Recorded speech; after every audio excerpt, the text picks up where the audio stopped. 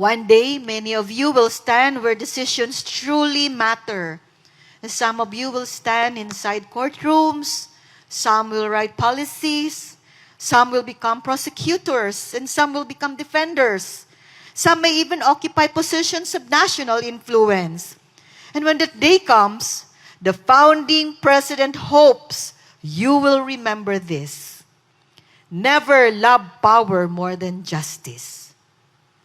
Because history remembers many successful people, but it honors those who remained honorable. And there will come moments when standing for what is right feels lonely. There will be seasons when principle demands sacrifice. There will be days when compromise appears easier than courage. You may even find yourself standing alone. But if you must stand alone, stand anyway. Because the strength of justice has never depended upon numbers. It has always depended upon courage. And courage often begins with one person willing to say, "This is right, and I will not abandon it." Perhaps this is why the words of Micah 6 verse 8 continue to echo across generations. Act justly, love mercy, and walk humbly. 3 instructions, simple to remember, yet powerful enough to guide an entire life. Act justly, because fairness matters. Love mercy, because justice without compassion becomes cruelty. Walk humbly, because titles mean little without character. If you carry these principles into your profession, you will not only become successful lawyers, you will become lawyers worthy of trust. And in a world increasingly hungry for integrity, trust may become your greatest legacy. To the graduating class of 2026, on behalf of the founding president, Pastor Apollo C. Quiboloy, allow me to leave you with this final encouragement. Carry your knowledge with humility. Carry your title with honor.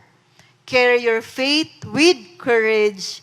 Carry your conscience as something never for sale. Congratulations, class of 2026. May you become defenders not only of the law, but defenders of what is right.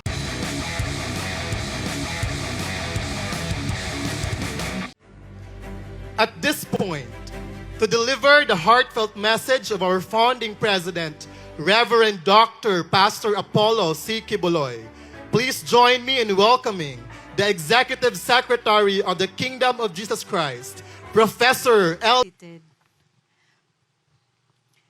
To the commencement speaker, Attorney Ferdinand M. Taglucop, to the JMSFI President, Dr. Jose Maria Gonzalez, to the Dean of the College of Law, Attorney Israelito Torion, to the distinguished guests, members of the Board of Administrators and the Board of Trustees, members of the faculty, esteemed parents and families, honored guests, and most especially our beloved graduating class of 2026, good day.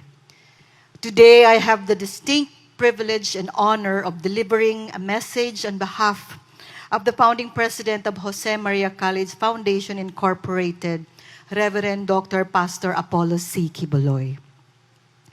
Though circumstances may prevent his personal presence in this gathering, his vision, his prayers, and enduring hopes for this institution and for each one of you remain steadfast. And today, it is with profound sincerity that his message is shared with this graduating class. To the graduating class of 2026, today is not merely the celebration of your academic success.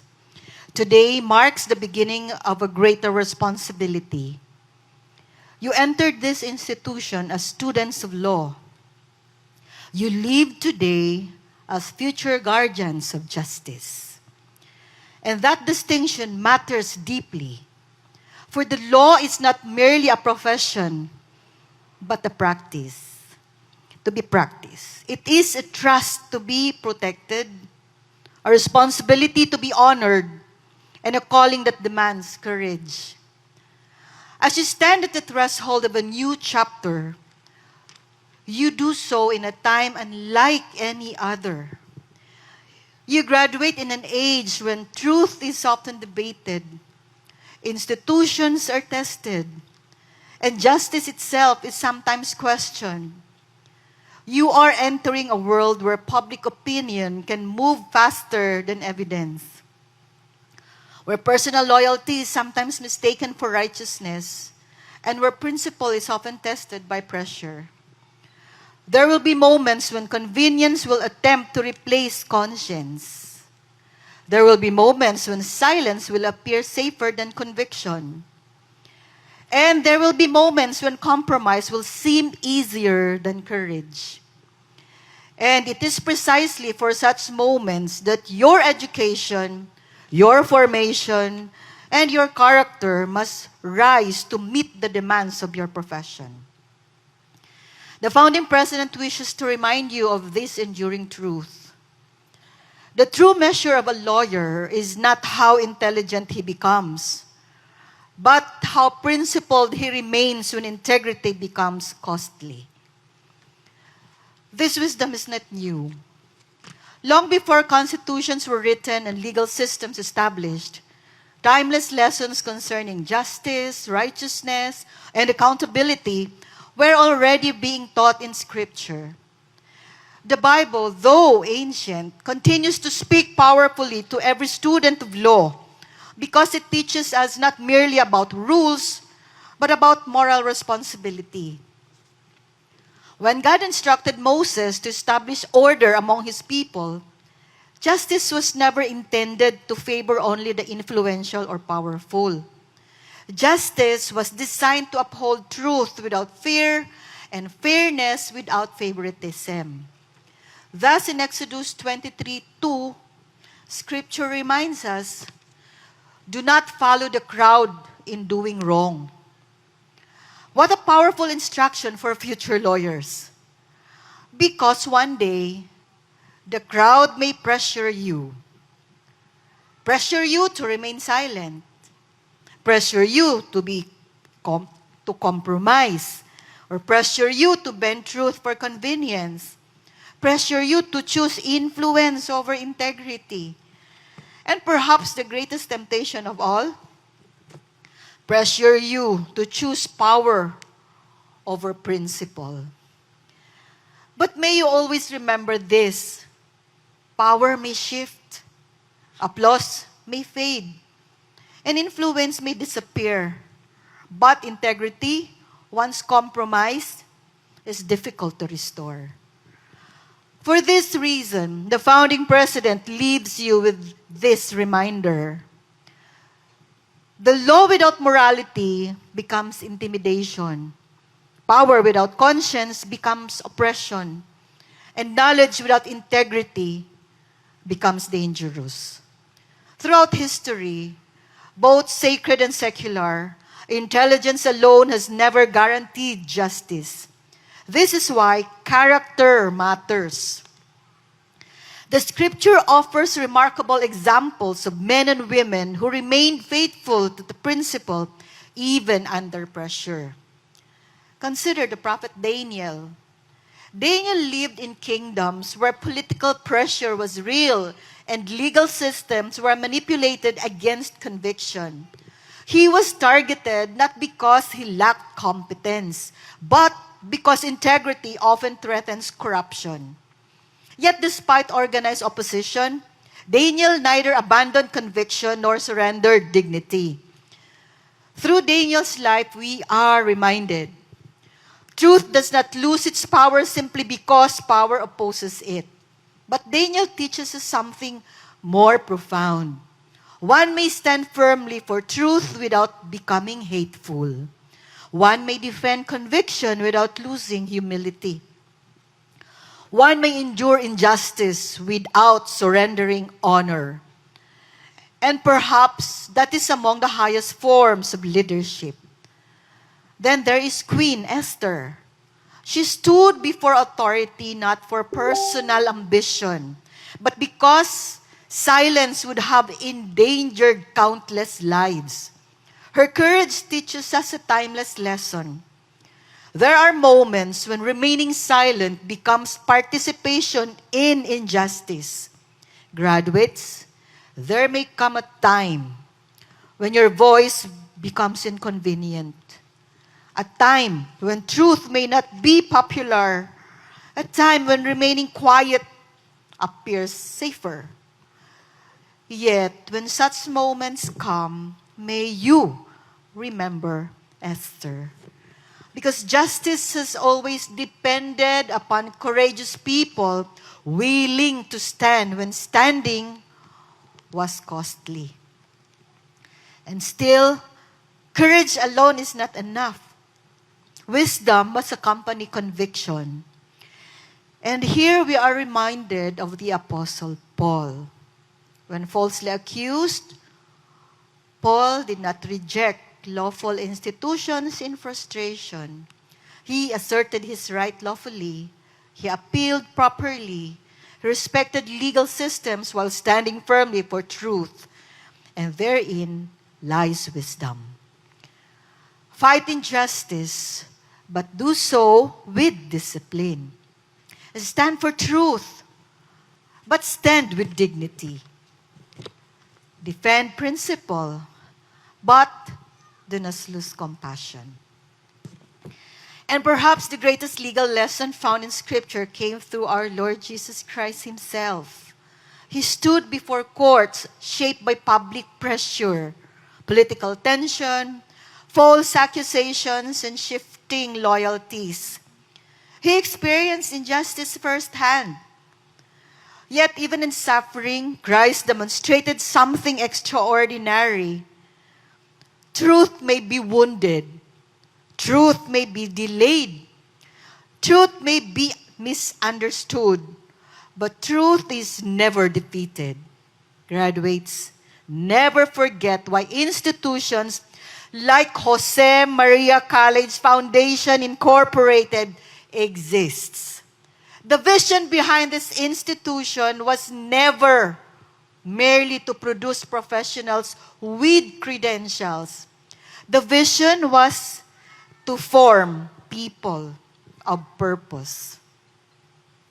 Men and women whose excellence is anchored in values. Leaders whose intelligence is guided by conscience. Professionals who understand that education without character is incomplete, and success without integrity is ultimately hollow. Because the world already has enough brilliant people. What society desperately needs are principled people. Lawyers who cannot be bought, judges who cannot be intimidated, public servants who reject selective justice, advocates who defend the voiceless, and leaders who understand that authority is stewardship, not ownership. One day, many of you will stand where decisions truly matter. And some of you will stand inside courtrooms, some will write policies, some will become prosecutors, and some will become defenders. Some may even occupy positions of national influence. And when that day comes, the founding president hopes you will remember this. Never love power more than justice. Because history remembers many successful people, but it honors those who remained honorable. And there will come moments when standing for what is right feels lonely. There will be seasons when principle demands sacrifice. There will be days when compromise appears easier than courage. You may even find yourself standing alone. But if you must stand alone, stand anyway. Because the strength of justice has never depended upon numbers. It has always depended upon courage. And courage often begins with one person willing to say, "This is right," and I will not abandon it. Perhaps this is why the words of Micah 6 verse 8 continue to echo across generations. Act justly, love mercy, and walk humbly. 3 instructions, simple to remember, yet powerful enough to guide an entire life. Act justly, because fairness matters. Love mercy, because justice without compassion becomes cruelty. Walk humbly, because titles mean little without character. If you carry these principles into your profession, you will not only become successful lawyers, you will become lawyers worthy of trust. And in a world increasingly hungry for integrity, trust may become your greatest legacy.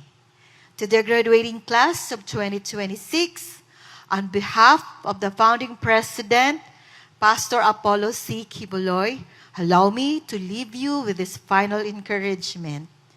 Carry your knowledge with humility, carry your title with honor, carry your faith with courage, carry your conscience as something never for sale.